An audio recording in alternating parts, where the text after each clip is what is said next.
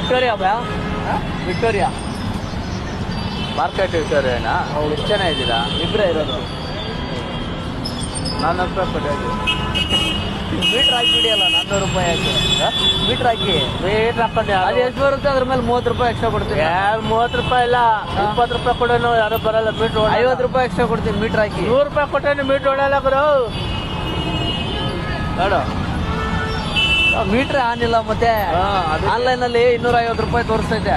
Online ನಾವು ಓಡ್ಸಕ್ ಹೋಗಲ್ಲ. ಮತ್ತೆ 1 to 2 ಹೇಳಿದ್ರೆ ನಾವು ಅದನ್ನೇ ಹೇಳೋದು. 300 ರೂಪಾಯಿ ತಗೊಳ್ಳಿ.